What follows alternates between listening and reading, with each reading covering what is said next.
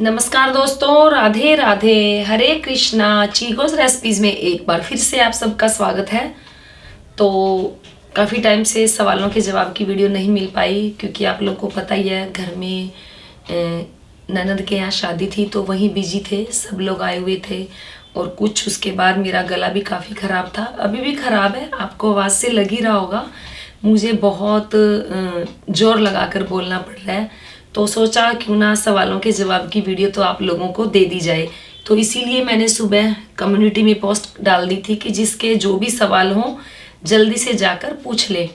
तो आज आपको वीडियो वही मिल रही है जी। पहला सवाल है शोभित शर्मा का कि शिवरात्रि पर 4 प्रहर की पूजा होती है, मुझे 4 प्रहर कौन कौन से होते हैं उनका टाइम भी बता दीजिए। तो जी जो 4 प्रहर होते हैं, एक तो सुबह सुबह ब्रह्म मुहूर्त होता है, फिर उसके बाद दिन निकलने के बाद पूजा की जाती है, फिर एक बार दोपहर में 12 बजे के बाद पूजा की जाती है, फिर एक बार पूजा की जाती है संध्या के समय यानी कि प्रदोष काल में पूजा की जाती है। फिर सवाल है निमी चौधरी का कि क्या लेडी शालिग्राम जी की पूजा क्यों नहीं कर सकती है, क्या रीज़न है। तो जी शालिग्राम जी की पूजा कोई भी कर सकता है क्योंकि भगवान है, वो भगवान की पूजा अर्चना कोई भी कर सकता है। तो मेरा तो यही मानना है, मेरा नज़रिया भी यही है। मुझे नहीं पता लोग क्यों कहते हैं कि शालिग्राम जी को जो स्त्रियां हैं या जो लेडीज़ हैं वो नहीं छूती हैं, मुझे इसका कारण नहीं पता। लेकिन मैं अपने शालिग्राम में जो शालिग्राम जी है उनको श्रृंगार करती हूँ, उनको स्नान करवाती हूँ, शयन भी करवाती हूँ, तो मैं पूजा करती हूँ। और जहाँ तक मेरा सोचना है कि भगवान की पूजा में सभी का हक है।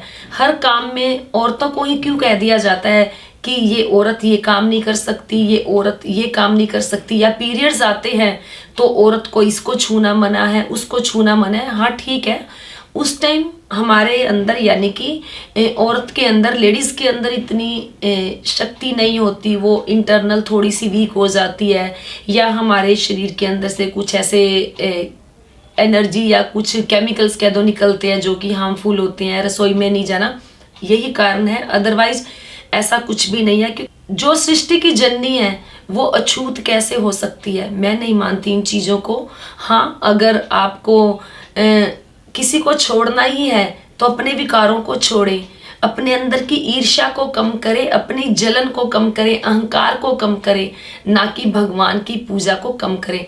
तो जी मेरी नज़र में जो औरत है भगवान की पूजा, शालिग्राम जी की पूजा अर्चना जो है वो कर सकती है। फिर सवाल है कि मीनू मीनाक्षी का कि कान्हा जी की पूजा होली में कैसे करेंगे वो भी बता दीजिए। तो जी बिल्कुल, अब होली आने ही वाली है और मेरे बुटीक से भी होली की जो पोशाकें आनी शुरू हो ही गई है। आपने वीडियो भी देखी होगी, जो भी आपको पोशाक पसंद आई आप ऑर्डर कर सकते हैं। और होली पर मैं पूजा कैसे करूंगी, मैंने अपने ठाकुर जी के लिए क्या क्या तैयारियां की है वो भी मैं आप लोगों के साथ जरूर शेयर करूंगी। फिर सवाल है हरमन गुजर का कि क्या हम बाल गोपाल को गर्मी में 2 बार स्नान करवा सकते हैं। तो जी बिल्कुल, आप 2 बार स्नान उन्हें करवा सकते हैं। फिर सवाल है डिवाइन दर्शन का कि मैम क्या काउंटर पे नाम जाप कर सकते हैं, क्या लड्डू गोपाल जी को समर ड्रेस कब से पहनाएं। तो जी बिल्कुल, नाम जाप आप कहीं भी कभी भी कर सकते हैं, क्योंकि जितना ज़्यादा से ज़्यादा आप नाम जाप करेंगे आपको उतना ही ज़्यादा से ज़्यादा फायदा होगा, आपको मानसिक शांति मिलेगी और आपके अंदर जो एक कहते हैं ना अच्छी वाइब्स आएंगी और आपके अंदर एक पॉजिटिविटी बनी रहेगी। दूसरा, लड्डू गोपाल जी को समर ड्रेस कब से पहनाना शुरू करें। तो जी खुद को ही महसूस हो जाता है कि हमें अब सर्दियों के कपड़े नहीं पहनने या जुराब नहीं पहननी, जुराब पहनने से गर्मी लग रही है, लेकिन अभी तो हल्की हल्की ठंडक है क्योंकि मैंने भी स्वेट शर्ट पहनी हुई है, स्टॉल भी ली हुई है, तो हल्की फुल्की ठंडक है। धूप में जाओ तो हल्का लगता है कि थोड़ा गर्म है, लेकिन अदरवाइज छाया में और घर के अंदर हल्की ठंडी है। तो गोपाल जी को होली के बाद ही आप जो गर्मियों की पोशाक है पहनाना शुरू करें।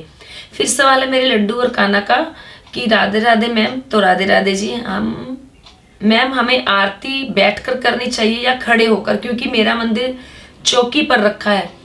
तो जी कोई बात नहीं, चौकी पर रखा है तो आप खड़े होकर ही ठाकुर जी की आरती करें। कहते हैं कि हम ये एक ठाकुर जी के प्रति सम्मान होता है, हमारी श्रद्धा होती है, हमारे भाव होते हैं, तो खड़े होकर ही ठाकुर जी की आरती करें।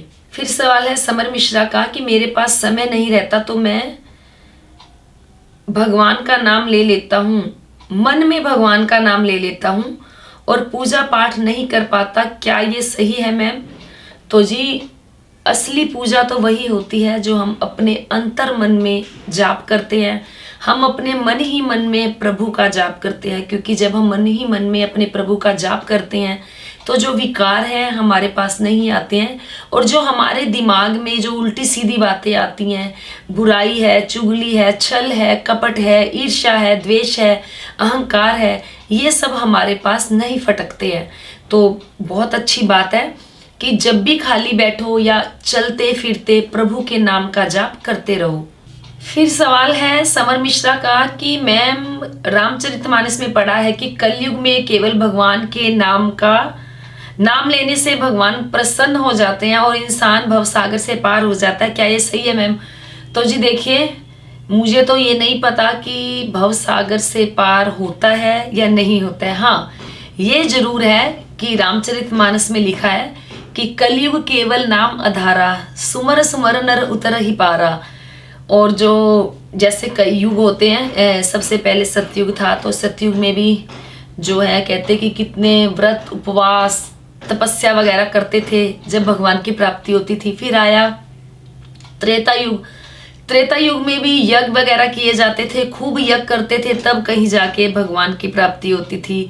फिर आया द्वापर युग, द्वापर युग में भी व्रत उपवास पूजा और उसके अलावा जो हवन यज्ञ वगैरह से भगवान की प्राप्ति होती थी। लेकिन कलयुग में केवल भगवान के नाम जाप से ही जो भगवान की प्राप्ति हो जाती है।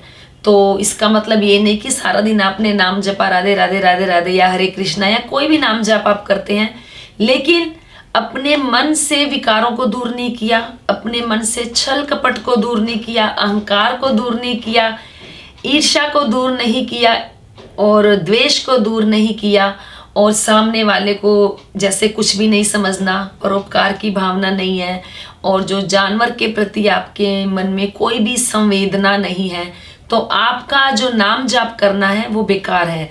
तो मैं तो यही कहूँगी कि भगवान का नाम जाप चाहे थोड़ा कर लें, लेकिन पूरा ध्यान अपने विकारों को दूर करने में लगाएं, दूसरों का सम्मान करें, और जो जानवरों के प्रति है अपनी संवेदनाएं बनाकर रखें, तो प्रभु की प्राप्ति जो है वो जरूर हो जाएगी।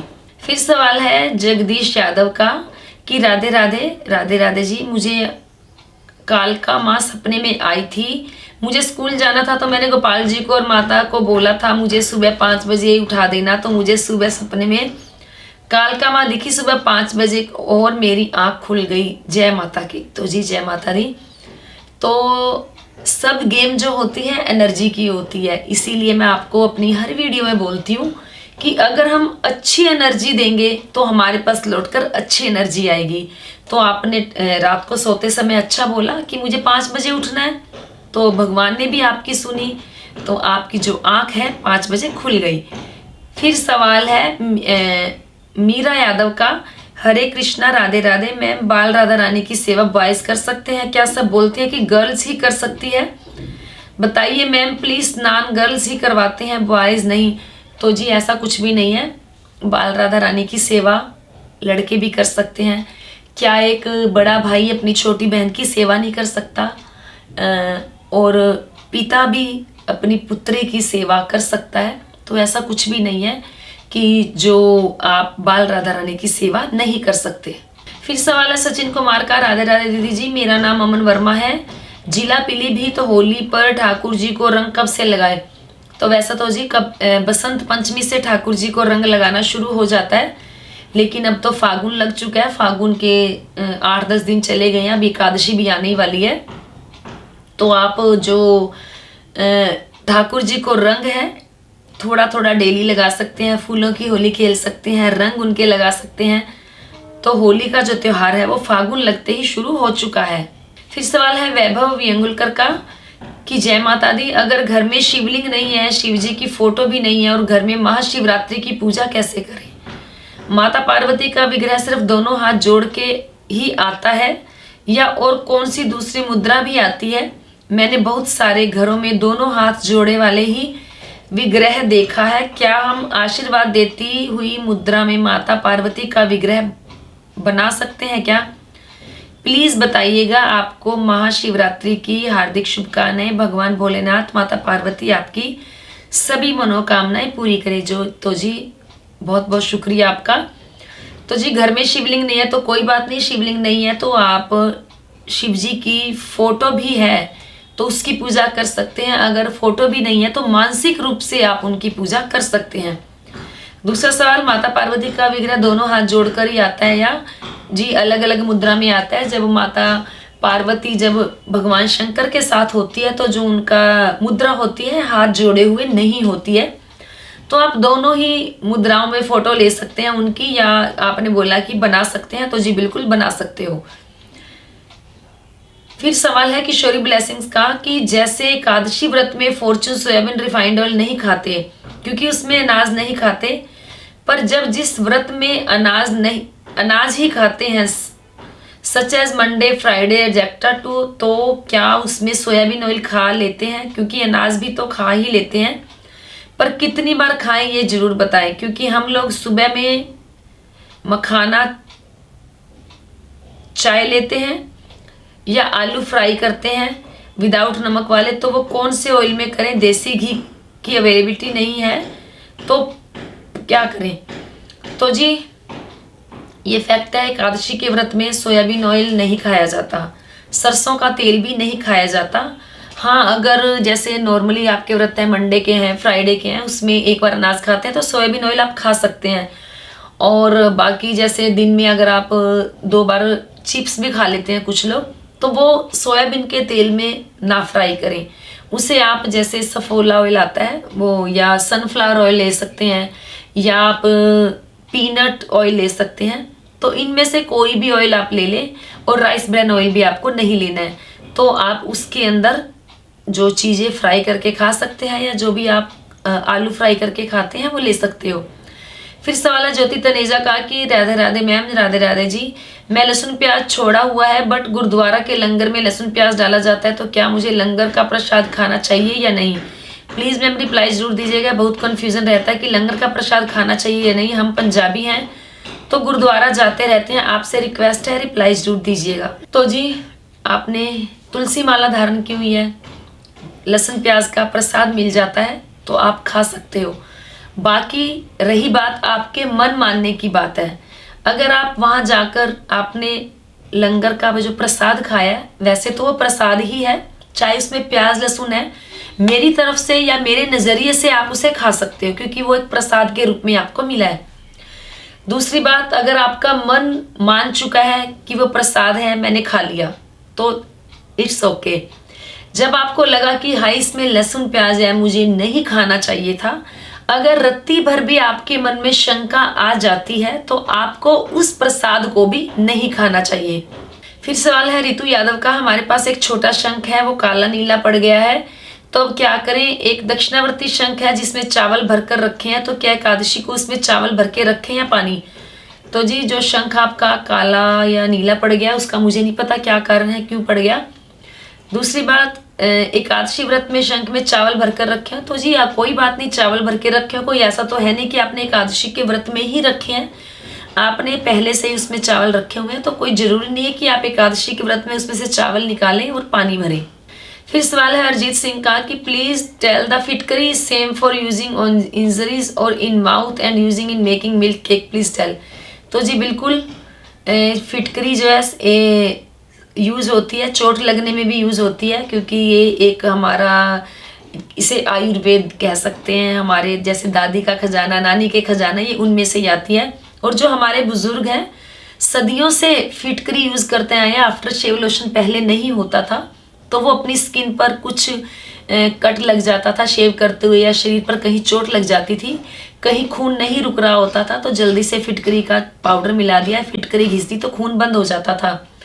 आफ्टर शेव लोशन में भी फिटकरी को यूज़ किया जाता था, और जैसे स्किन टाइट करने के लिए भी फिटकरी को यूज़ किया जाता है। आज भी कई कई चीज़ों में जो ब्यूटी प्रोडक्ट होते हैं उनमें फिटकरी का यूज़ किया जाता है, जिससे कि स्किन टाइट हो जाती है। और जो मिल्क केक बनाते हैं उसमें भी फिटकरी का यूज़ इसलिए किया जाता है ताकि जो छेना बनेगा वो हार्ड ना बने, नरम बने। तो इसका मतलब ये हुआ कि फिटकरी का यूज़ अगर खाने में भी किया जा रहा है तो वो अगर आप स्किन पर लगाते हैं या चोट पर लगाते हैं तो वो आपके लिए हार्मफुल नहीं है।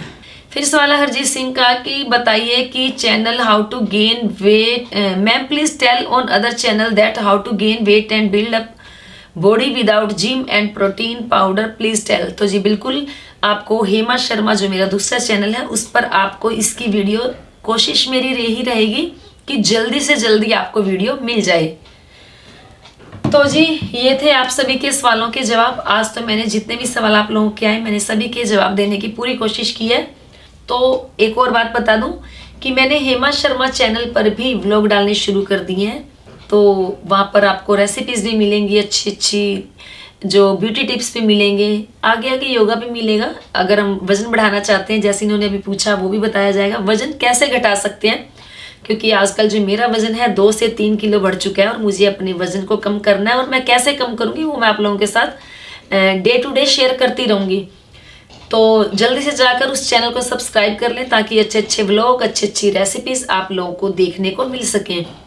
और कमेंट बॉक्स में मुझे जाकर बताते रहें कि आपको आगे और कौन कौन सी वीडियो चाहिए ताकि मैं वो वीडियो आप लोगों को दे सकूँ। तो वीडियो को लाइक करें, शेयर करें, चैनल को सब्सक्राइब करना बिल्कुल ना भूलें। हमेशा की तरह अच्छे अच्छे सुझाव देते रहें। आज के लिए इतना ही, फिर मिलते हैं। धन्यवाद। हरे कृष्णा।